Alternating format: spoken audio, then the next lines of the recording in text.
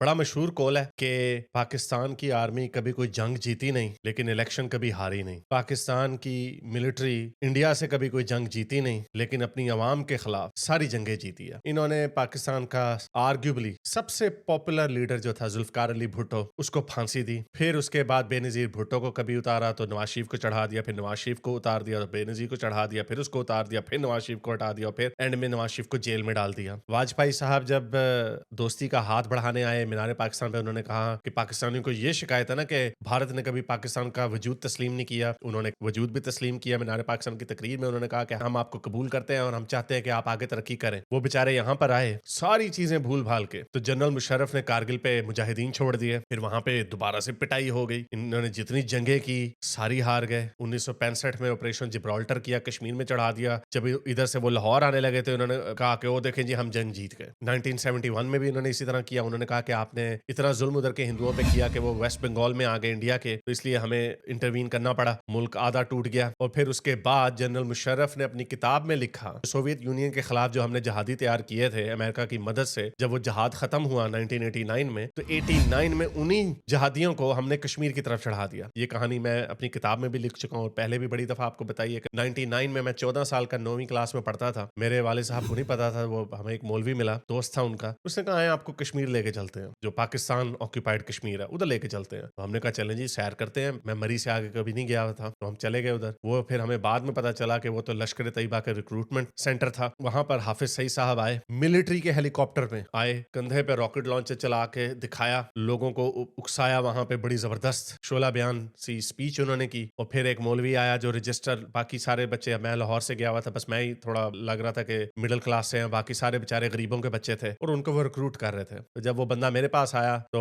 मैं भी उस वक्त, जारी बात है, बच्चा था, वो आपको स्पीचेस ऐसी करते हैं, पाकिस्तान का जज्बा आपके दिल में डालते हैं। तो और उसी ने वहां पे ये स्पीच में कहा कि 90,000 पाकिस्तानियों ने हथियार डाल दिए थे इंडिया के खिलाफ। तो पाकिस्तान की आर्मी को बुरा भला बोल रहा था। पाकिस्तान मिलिट्री के हेलीकॉप्टर में आया और कह रहा था कि ये जहाज जो है ये हम ही करेंगे, कश्मीर के मुसलमान भाइयों को आजाद करवाएंगे। तो खैर मेरे वालिद साहब थोड़े समझदार थे, उन्होंने उनको कहा नहीं नहीं नहीं, ये बच्चा अभी छोटा है, इसको अभी पढ़ाएंगे और फिर जाएंगे। अगर मेरे वालिद साहब भी कोई जहादिया टाइप इंसान होते तो कहते हाँ ये लो मेरा बेटा तुम्हारे लिए, जाओ इस्लाम की खातिर लड़ो या अपने पाकिस्तान की खातिर लड़ो, जो भी है। और मैंने 99 में ही फुड़क जाना था। ये छोटी सी ब्रीफ हिस्ट्री मैंने आपको इसलिए सुनाई ताकि जो इस वक्त पाकिस्तान के लोग हैं, जब वो पीपल्स पार्टी के लीडर को उतारा जाता था तो याद होगा आपको, जरदारी साहब ने कहा था कि मिलिट्री के जर्नलों तुम्हारी हम ईंट से ईंट बजा देंगे, तो फिर उसके बाद वो भाग गए। इसी तरह नवाज शरीफ साहब ने बड़ी दफा, उनके भी आर्मी चीफों के साथ फड्डे चलते रहे, उन्होंने भी कहा कि भाई तुम्हारा क्या काम है। पाकिस्तान की फॉरेन पॉलिसी जो है वो पाकिस्तान के डेमोक्रेटिकली इलेक्टेड लीडरों का इस्तेहकाक है, वो डिसाइड करेंगे। बहरहाल उनके साथ भी क्या हुआ सबको पता। फिर शाह महमूद कुरैशी ने, ये इमरान खान के आखिरी दौर में, उन्होंने कहा था कि वो जब फॉरेन ऑफिस में थे तो उन्होंने कहा था कि अब पाकिस्तान की फॉरेन पॉलिसी यहां से बनेगी। ये वजह है कि शाह महमूद कुरैशी साहब आज भी जेल में सड़ रहे हैं, हालांकि इसके अलावा उन्होंने कभी कोई सख्त बात नहीं की थी। और इस वक्त जो इमरान खान के साथी हैं, और and again I have to reiterate this point, कि इस वक्त पाकिस्तान का जो सबसे मकबूल लीडर है वो इमरान खान है। उसकी पॉलिटिक्स से आप एग्री करें ना करें, मैं भी एक जमाने में उनकी पॉलिटिक्स से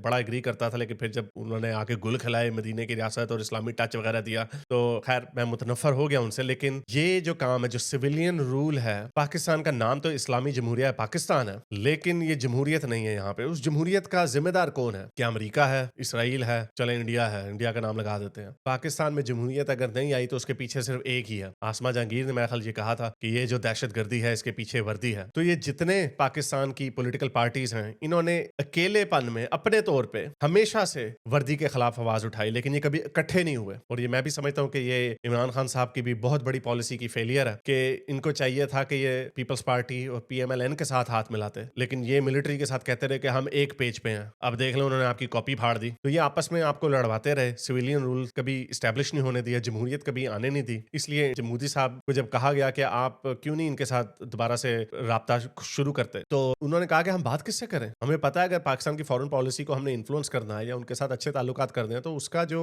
दारोमदार है वो तो रावलपिंडी में है, इस्लामाबाद में नहीं है। तो अब ये वो वक्त आ गया है कि इस दफा पाकिस्तान की तारीख का सबसे बड़ा इस्लामिस्ट, बल्कि बॉर्डर लाइन जिहादिस्ट हाफिज मिलिट्री चीफ बन गया। इससे पहले जो बाजवा साहब थे, उन्होंने तकरीबन इंडिया से ये एग्रीमेंट कर लिया था कि हम 20 साल तक के लिए कश्मीर पे बात नहीं करेंगे, पीपल टू पीपल कॉन्टेक्ट शुरू करेंगे, ट्रेड शुरू करेंगे, और शायद पाकिस्तानियों को जब इस चीज का एहसास होगा कि उन्हें कितना फायदा है इंडिया के साथ अच्छे ताल्लुकात पे, तो 20 साल साल गुजर जाएंगे तो फिर तब की तब देखी जाएगी। लेकिन ये पहली दफा ऐसे हुआ कि उस वक्त के जो सिटिंग प्राइम मिनिस्टर थे इमरान खान साहब, उन्होंने इस डील को शूट डाउन कर दिया। वाई? क्योंकि खान साहब जो है एक पॉपुलिस्ट लीडर थे, उन्हें पता था कि ये डिसीजन कोई पॉपुलर नहीं होगा पाकिस्तान में। हालांकि इनकी इतनी बड़ी गलती थी क्योंकि इमरान खान वाकई पॉपुलर लीडर थे और वो ये कर सकते थे, स्पेशली उनके साथ जब पाकिस्तान के मिलिट्री चीफ बाजवा की रजामंदी भी शामिल थी। लेकिन उन्होंने ऐसा नहीं किया। और अब क्या हुआ, तकरीबन कोई आज से हफ्ता 10 दिन पहले ये जो इस्लामिस्ट पाकिस्तान के मिलिट्री लीडर हैं, चीफ हैं, इन्होंने आके मुक्के लहराए और बड़े मजे से सीना तान के बड़े बड़े बयान किए। हम दो कौमी नजरिए को दोबारा से रीइटरेट किया और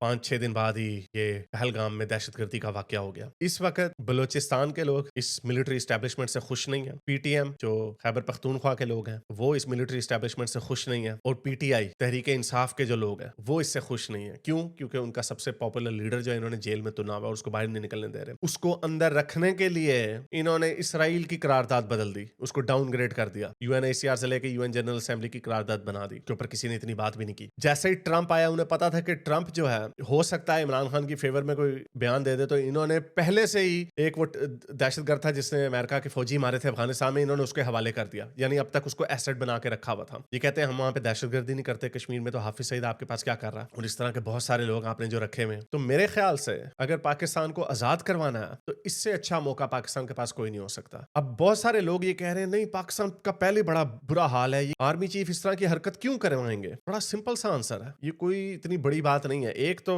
उनके अपने अल्फाज से पता चलता है कि उनकी जहनीत क्या है। दूसरा, ये बड़ा एक्सेप्टेड बिलीफ है कि उन्हें पीस की जो बाजवा साहब की जो कोशिश थी वो उस पॉलिसी को, उस डॉक्ट्रिन को बड़ा गलत समझते हैं और उसके पीछे उनकी वजह है। वो ये समझते हैं कि बाजवा ने अगर इतनी कंसेशन इंडिया को दी भी तो ना क्रिकेट हुई ना ट्रेड हुई, वो तो आपको मुंह भी नहीं लगाते, आपसे बात भी नहीं करते, और ऊपर से बलोचिस्तान में इंडिया जो है शरारतें करवा रहा है, दहशतगर्दी करवा रहा है। ये उनका नैरेटिव मैं आपको बता रहा हूँ। और उसके बाद पाकिस्तान की हिस्ट्री में पहली दफा पाकिस्तान की आर्मी को इतनी गालियां पड़ रही हैं। क्यों? क्योंकि जो इन्होंने महाजराई की हुई है पीटीआई के साथ। मैंने कुछ प्रो पीटीआई जर्नलिस्टों से, तजिया नगारों से बातें की और उन सारों ने कहा कि हमारा बड़ा दिल करता कि हम आवाम को बगावत का कह दें, लेकिन हम कह नहीं सकते, जारी बात है, सबकी मजबूरियां होती हैं। इवन के मोस्टली वो जो प्रो पीटीआई जर्नलिस्ट हैं वो खुद तो बाहर बैठे हुए हैं, लेकिन फिर भी उनकी जो फैमिलियां हैं, जायदादें हैं, वो तो पाकिस्तान में ही हैं और वो ये देख चुके हैं पिछले 2 साल में 9 मई के बाद क्या हुआ। इन्होंने पंजाब में पहली दफा पाकिस्तान की औरतों को उठाया। वीडियो पड़ी हुई है जहां पे एक प्रो पीटीआई बंदे को, उसकी मां को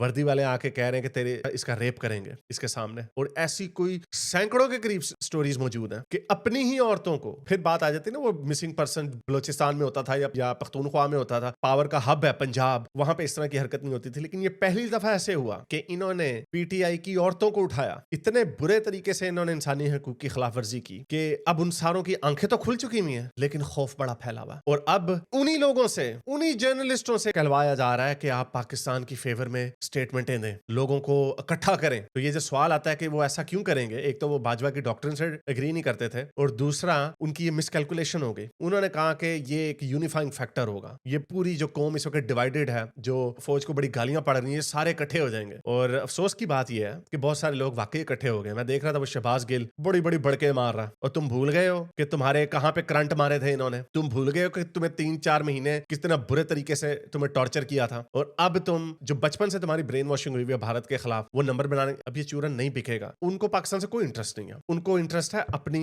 सॉलिडारिटी, उनको अपना नेशनल इंटरेस्ट पसंद है, और वो इस वक्त तुले हुए हैं। मुझे नहीं पता कि जंग होगी या नहीं होगी। अभी उन्होंने पानी बंद किया और फिर दोबारा से छोड़ दिया, और अब वो ये कह रहे हैं, मैं उनको सुन रहा हूँ, बहुत सारे यही कह रहे हैं कि हमने ऐसा करना, पानी जमा करना, पानी रोकना, फिर छोड़ देना, फिर जमा करना, फिर छोड़ देना, और इसी तरह इनके साथ शरारतें करते रहना। दूसरा, अभी उनकी नेवी ने कुछ वीडियोस रिलीज की, उन्होंने दिखाया अपनी वॉर रेडीनेस को अरेबियन सी में, कि नेवी भी हमारी तैयार है, हमें उन्हें हुक्म का इंतजार है। पाकिस्तान की फौज है, उन्होंने अपने टैंक और हाउइट्सर वगैरह वो सारे मूवमेंट पे लगा दिए हैं, और उनकी पूरा मुल्क रेड अलर्ट पे उन्होंने खड़ा कर दिया। पता नहीं क्या करेंगे, लेकिन उन्हें पता है, सबको पता कि लॉन्ग टर्म वॉर पाकिस्तान नहीं लड़ सकता इंडिया के साथ। क्वेश्चन ये है कि क्या इंडिया लॉन्ग टर्म वॉर करेगा, क्या इंडिया बड़ी जंग करेगा? मुझे नहीं पता। बहुत सारे लोग मैं देख रहा हूँ नहीं करेंगे। कई लोग कह रहे हैं कि कंटिन्यूड सर्जिकल स्ट्राइक्स होती रहेंगी। पहले जिस तरह उन्होंने बालाकोट पे सर्जिकल स्ट्राइक की थी, वो एक की थी, इन्होंने डिनाई कर दिया, उन्होंने कहा कुछ हुआ ही नहीं। यानी वो deterrence as far as India is concerned, अगर आपने कोई एक्शन लेना है, अगर आपने वाकई डिटरेंस दिखानी है, अगर आपने वाकई अपने 27 बंदे जो इन्होंने कत्ल किए हैं उनका नाम पूछ के, मजहब पूछ के, उनके सरों पे गोलियां मारी उनकी बीवियों के सामने, फिर कहते हैं दहशतगर्दी का कोई मजहब नहीं है, किसी मुसलमान को तो नहीं मारा, वो एक मुसलमान मारा, वो भी उनको बचाते बचाते मारा। ऊपर से यहाँ पे प्रोपेगेंडा क्या करते होते थे कि जी इंडिया के मुसलमानों पे बड़ा जुल्म हो रहा है, देखें जी वो हम उनके लिए लड़ रहे हैं, या देखो जी उनके ऊपर बड़ा जुल्म हो रहा है, शुक्र हमें कायदे आज़म ने बड़ा अच्छा मुल्क दे दिया। जरा देखें कि उनके जिनके ऊपर जुल्म हो रहा है, जिन इंडियंस के ऊपर, वो क्या बयान दे रहे हैं। सुनिए जरा अवैसी साहब को। मैं कर रहा हूँ। जैसा कि आप तमाम लोग जानते हैं कि पहलगाम कश्मीर में पाकिस्तान के लश्कर तैयबा के दहशत गर्दों ने 23 से ज्यादा हमारे हम वतनों की जानें ली हैं। कई लोग अपनी जान जख्मी हैं, अपनी जान बचाने की लड़ाई लड़ रहे हैं। इस दहशत गर्दाना और वहशियाना जुल्म खिलाफ मेरी आप तमाम से गुजारिश है कि कल आप जब जुम्मे की नमाज पढ़ने जाएंगे अपने अपने मसाजिद को, तो अपने बाजों पर काली बांध कर जाइए, ताकि हम और आप मिलकर मुत्तहदा तौर पर एक पैगाम दे सके इन दहशत गर्दों को कि हम उनकी इस वहशियाना हरकत की मजम्मत करते हैं और हम कभी भी उनको दीन इस्लाम का सहारा लेकर मासूम लोगों को कत्ल करने की इजाजत नहीं देते। हम कभी भी इस बात को बर्दाश्त नहीं करते कि बाहर की ताकतें आकर हमारे हम वतनों की जानों को लें। इसीलिए उनकी मजम्मत करें और कल जुम्मे की नमाज में काली की बांध कर अपने मसाजिद। तो वैसी साहब ने तो सीधा सीधा इल्जाम ठोक दिया पाकिस्तान की लश्कर तैयबा के ऊपर। ये एक नया नाम है इन्होंने दिया है, लश्कर तैयबा का ही ऑफ शूट बताया जा रहा है, द रेजिस्टेंस फ्रंट। और वो भी इतने फट्टू निकले, पहले उन्होंने एक्सेप्ट कर लिया, रिस्पॉन्सिबिलिटी एक्सेप्ट कर ली, फिर उन्होंने देखा इंडिया का रिएक्शन, तो 2 दिन बाद कहते हैं वो जी वो हैक हो गया था हमारा अकाउंट, हमने नहीं ये काम किया। अच्छा जी, इंडिया के मुसलमान क्या आपको दिखा रहे हैं, सुनिए जरा और लोगों को। फोन किसका बहेगा ये तो वक्त आएगा। अभी तो जो आपके ऊपर पानी का सर्जिकल स्ट्राइक हुआ है उसके लिए जो आप एक एक बूंद पानी को तरसेंगे उसके लिए सोच। पाकिस्तान में इतना दम नहीं है कि वो हिंदुस्तान की तरफ आंख उठाकर भी देख सके। पाकिस्तान पहले अपने हालात सुधार ले। वहाँ गृह युद्ध इतना जबरदस्त है कि शिया सुन्नियों की मस्जिदों में बम फटते हैं, एक दूसरे को एक आंख देखना पसंद नहीं करते। और जितने ये लोग जिहाद के नाम पर तंजीमें बनाए बैठे हैं, इन तमाम को मैं एक संदेश देना चाहता हूँ कि ये तो अपना ये काम बंद कर दो, नहीं तो हिंदुस्तान का मुसलमान तुम्हारी इस गतिविधि को खत्म करने के लिए तैयार बैठा है। सरकार की इजाजत की देर है, सरकार इजाजत दे तो हम पाकिस्तान में घुस के मारेंगे इनको, फिर देखेंगे जिहाद। तो ये जो आपने जहादिया रखे हुए अपने पाकिस्तान में, उनके पास भी मुसलमान जहादियां, वो भी तैयार है। इंडिया के कश्मीरियों को भी देख लें। हिंदुस्तान हमारा है, हिंदुस्तान हमारा है। बंद करो, बंद करो, बंद करो, बंद करो। मैं नहीं कह रहा कि सारे कश्मीरी जो हैं वो प्रो इंडिया होंगे या उनके अंदर कोई रिजेंटमेंट नहीं होगी, मैं ये नहीं कह रहा, लेकिन मैं ये जरूर कह रहा हूँ कि ये जो प्रोपेगेंडा हमेशा से किया गया है कि ओ जी हमारे दिल उनके दिलों के साथ धड़कते हैं, आपके अपने मुल्क में आपके लोगों के साथ क्या हो रहा है, आपकी माइनॉरिटीज के साथ क्या हो रहा है, आपको उनकी परवाह नहीं है तो आपको कश्मीरियों की बड़ी परवाह है। ये ड्रामेबाजी, ये प्रोपेगेंडा है, और ये हमेशा से 1 इंच जमीन नहीं उनसे ले सके, और इनको एडवेंचरिज्म का शौक होता। तो पाकिस्तान ने ऐसा क्यों किया अगर पाकिस्तान के हालात इतने बुरे थे? एक तो उन्होंने अपनी कौम को यूनिफाई करना था, दूसरा जेडी वैंस आए हुए थे और उन्होंने कश्मीर के इशू को दोबारा से ग्लोबल इशू बनाना था। हमेशा से ऐसे ही हुआ। अब मैं नजम सेठी को सुना था, बड़ा अफसोसनाक उनका बयान था, मुझे नहीं समझ आ रही कि वो इतने क्यों जिंगोइस्टिक बने हुए हैं। उन्होंने कहा कि 99 में जब बिल क्लिंटन आए थे तब भी कुछ छत्तीसगढ़ एक जगह है जहां पे कोई 35 सिखों को मारा गया था। जब मैडलिन ऑलब्राइट ने अपनी बुक लिखी तो उसके फॉरवर्ड में शायद उन्होंने बिल क्लिंटन ने ओरिजिनली शुरू में हिंदू मिलिटेंट्स का कहा, हिंदू एक्सट्रीमिस्ट ने मारा। तो बहरहाल उनके ऊपर फिर बाद में प्रेशर डाला गया और हार्पर कॉलिंस ने उसको रिमूव कर दिया। मैंने ये बात फैक्ट चेक की और ये आपके टेलीग्राफ इंडिया के अंदर भी ये लिखा हुआ कि the mighty and the almighty reflections on America God and world affairs, Clinton ने लिखा कि during my visit to India in 2000 some Hindu militants decided to went their outreach by murdering 38 Sikhs in cold blood. बहरहाल ये इसको बाद में pressure के बाद उन्होंने हटा दिया। लेकिन ये कहानी यहाँ पे खत्म नहीं होती। इसका मतलब ये नहीं है जो उन्होंने नैरेटिव नजम सेठी साहब ने बनाया, उन्होंने ये नैरेटिव बनाया कि बिल क्लिंटन को 100% CIA ने ब्रीफिंग दी होगी। देखें, स्टेटमेंट उसी को एक्सेप्ट किया जाता है जिस स्टेटमेंट के ऊपर कोई बंदा खड़ा रहे। अब बिल क्लिंटन ने ये स्टेटमेंट क्यों दी उसका हमारे पास एविडेंस नहीं है कि उन्होंने क्या उस वक्त अपने जो अमेरिका के स्ट्रेटेजिक इंटरेस्ट थे, क्योंकि आपको याद होगा कि एटलीस्ट अंटिल ओबामा अमेरिका ज्यादा प्रो पाकिस्तान होता था और उसमें अमेरिका के अपने इंटरेस्ट थे अमेरिका पाकिस्तान को सपोर्ट करने में, इसलिए उन्होंने एक न्यूट्रल सी पोजीशन लेनी थी, या उनका अपना बायस हो सकता है कि ये हिंदू मिलिटेंट से मारा है। बहरहाल उन्होंने उसको चेंज करके रिलीजियस एक्सट्रीमिस्ट बना दिया। तो मैं चैट जीपीटी से बात कर रहा था कि इसकी क्या वजह हो सकती है, क्या बिल क्लिंटन ने कभी इस बात को दोबारा दोहराया? उन्होंने कभी नहीं दोबारा दोहराया इस बात को। क्या इस चीज का एविडेंस है कि उनको CIA ने ब्रीफिंग दी थी? नहीं, बिल्कुल भी ऐसी ब्रीफिंग नहीं थी। और फिर चैट जीपीटी ने मुझे वही सजेस्ट किया कि ये जो मैंने आपके सामने बात की कि इसमें बिल क्लिंटन के अपने बायसेस हो सकते हैं। तो इसके ऊपर ये नैरेटिव बना देना कि ओहो जी ये फॉल्स फ्लैग ऑपरेशन है, मुझे तो समझ नहीं आ रही कि ये वही बंदे हैं नजम सेठी साहब जिन्होंने उस मुक्के लहराने की स्पीच के बाद उन्होंने खुद कहा, मैंने अपनी पिछली वीडियो में वो क्लिप चलाया था जिसमें उन्होंने खुद कहा कि ये इंडिया को सिग्नल दिया गया कि आप बलोचिस्तान में शरारत कर रहे हैं तो हम फिर कश्मीर को हम कश्मीर को भी कस सकते हैं। तो आपने ये बात की और वही 5-6 दिन बाद आपके मुंह के ऊपर वो बात आके फट गई, तो अब आप बैक ट्रैक कर रहे हैं। दूसरा उन्होंने हवाला दिया कि जब पठानकोट में वाकया हुआ था तो इंडिया ने एक ज्वाइंट पाकिस्तान के साथ इन्वेस्टिगेशन की थी, पाकिस्तान ने JIT अपनी भेजी थी और उसके बाद उन्होंने जो उनकी कमीशन की रिपोर्ट थी इंडिया की, उन्होंने कहा था there is no evidence found. Okay ठीक है, नो एविडेंस फाउंड। उसी तरह जिस तरह नो एविडेंस फाउंड के बिल क्लिंटन को CIA ने ब्रीफिंग दी थी। लॉजिकली स्पीकिंग जब किसी चीज का एविडेंस फाउंड नहीं होता तो you have to drop it. Mumbai में उन्होंने आपको पूरा डोसियर दिया था, आपने कहा अजमल कसाब तो है ही नहीं है, तो उसका पता नहीं कोई विजय सिंह नाम बना दिया, ये तो वो है। जब वो आपको एविडेंस देते हैं तो आप तो मानते ही नहीं, आप तो डिनाइल मोड में चले जाते हैं, उसी तरह जिस तरह अब आप डिनाइल मोड में चले गए हैं। उसके पीछे इतना एविडेंस पड़ा हुआ है, जैसे मैंने आपको बताया कि परवेज मुशर्रफ ने अपनी किताब में लिखा हुआ, मैं खुद लश्कर तैयबा में रिक्रूट होते होते रह गया, तो मुझे नाम भूल रहा, जब वो प्लेन हाईजैक करवाया था मसूद अजहर को, हाँ मसूद अजहर को छुड़वाया अफगानिस्तान में, वो जहाज गया उधर से, मसूद अजहर को यहाँ से आपने छुड़वा के अपने पाकिस्तान में ले आया। ये मसूद अजहर, हाफिज सईद वगैरह, अगर ये इन्होंने कुछ हरकतें नहीं की तो आपको क्या?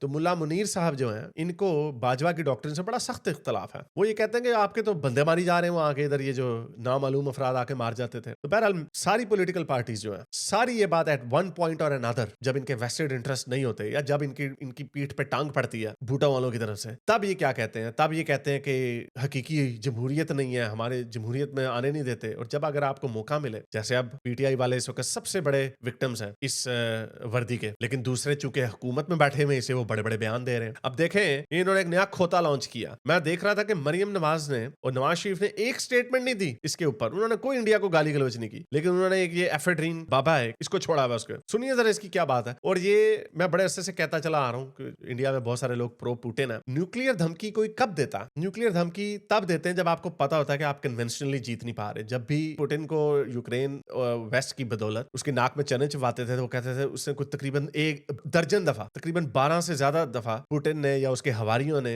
न्यूक्लियर धमकी दी हुई है। और 23 में मेरा ख्याल, जुलाई 23 में या 22 में मेरा ख्याल, जब वो यूक्रेन ने अपना काउंटर ऑफेंसिव किया था, तब पुतिन ने टैक्टिकल न्यूक्लियर की धमकी दे दी थी। तो उस वक्त बाइडेन ने कहा था कि बड़ा सख्त रिस्पांस दिया था कि अगर तुमने न्यूक्लियर थ्रेशोल्ड क्रॉस किया तो जितने रशियन यूक्रेन की टेरिटरी में बैठे हुए हैं, हमने सबको कन्वेंशनल वेपन से फुड़का देना। और उसके बाद फिर चाइना और इंडिया ने भी कहा कि न्यूक्लियर थ्रेशोल्ड क्रॉस नहीं होना चाहिए। तो ये पता चल गया कि आप एक छोटे से खित्ते के लिए अगर आप हार रहे हैं वहां पे जंग, तो आप अपने पूरे मुल्क को नहीं उड़वाएंगे। I know this is gamble, but लेकिन ये जो न्यूक्लियर डिटरेंस की जो पॉलिसी होती है, इसके पीछे बड़ी सिंपल सी फिलॉसफी है। एक तो म्यूचुअली एश्योर्ड डिस्ट्रक्शन की पॉलिसी होती है। तो इसीलिए पाकिस्तान को यही है कि हम कन्वेंशनली तो 10 दिन से ज्यादा जंग नहीं लड़ सकते, तो उसके बाद क्या करेंगे? उसके बाद जी हमने बम चला देना। ये अभी नजम सेठी ने भी यही कहा कि वो भी डरते हैं कहीं वो पागल से लोग हैं, कहीं बम चला ही ना दे। ऐसा हो ही नहीं सकता। अगर इंडिया कश्मीर के ऊपर हमला करता, जो कि मेरी तो ख्वाहिश है कि करे, अगर इंडिया कश्मीर के ऊपर, आजाद कश्मीर के ऊपर हमला करता है, तो इनका बाप भी न्यूक्लियर बम नहीं चलाएगा और पूरे पाकिस्तान को आगे लगाएगा। ऐसा हो ही नहीं सकता। ये कोई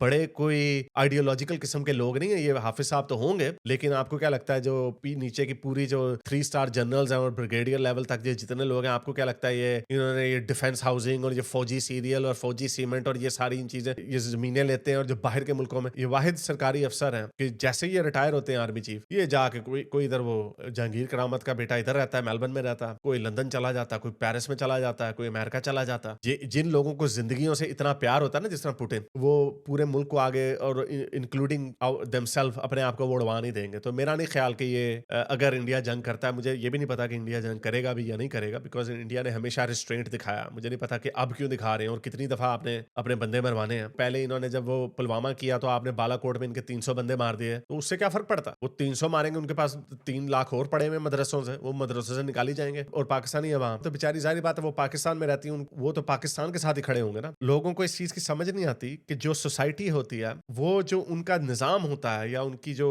उनकी रिजीम ऊपर होती है, जो आइडियोलॉजी होती है, वो उसी के रिप्रेजेंटेटिव होते हैं। क्या वजह कि दूसरी जंग अजीम में 1930s और 40s में हिटलर के अंडर हिटलर वही जर्मन लोगों ने लाखों लोगों को गैस चेंबरों में मार दिया। वही इंपीरियल जापान था जिन्होंने कामाकाजी पायलटों की लाइनें लगा दी, अपने बंदों को ऐसे भेड़ बकरियों की तरह कुर्बान करते रहे अपने कॉज के लिए। और वही लोग जंग हारने के बाद जब उनका कॉन्स्टिट्यूशन बदला या जब उनकी रिजीम बदली, जर्मनी को देख लें, वो दुनिया की तीसरी बड़ी इकोनॉमी बन गए with in couple of decades. तो उसी तरह ये जो निजाम है पाकिस्तान का, जहां पे इन्होंने कभी, वैसे नाम तो इस्लामी जमहूरियत, ना ये इस्लामी है ना ये जमहूरियत है, बस पाकिस्तान ही है। इसीलिए जो बना और मुल्कों की आर्मी होती है, इस आर्मी का अपना एक मुल्क है। और ये बात सही है। ये अगर आपने पाकिस्तान को सही तरीके से लिबरेट करवाना है, तो इससे अच्छा और कोई मौका नहीं होगा। पाकिस्तानियों को चाहिए कि बगावत करें, उठ खड़े हों और जमहूरियत के लिए लड़े, वरना आपके पास कभी जमहूरियत नहीं आनी। आपका असल दुश्मन इंडिया नहीं है। इंडिया को आप में कोई खास इंटरेस्ट नहीं है। उन्होंने पिछले 10 सालों से आपको दीवार के साथ लगाया, वो आपकी तरफ देखते भी नहीं, थूकते भी नहीं है। ये तो ये देखें जरा, न्यूक्लियर धमकियां कौन दे रहा है? जरा देखें ये एफेड्रीन, इनकी टांगे इसका मतलब अभी से कांप रही है। इनको अभी से पता है कि हम जंग नहीं जीत सकते। सुनिए जरा, कह दिया ना कि अगर हमारा पानी बंद करेंगे तो फिर जंग के लिए तैयार हो जाए। ये जो गोरी शहीन गजनवी, ये चौकों में सजाने के लिए नहीं हमने रखे हुए, ये हमने हिंदुस्तान के लिए रखे हैं बाबा।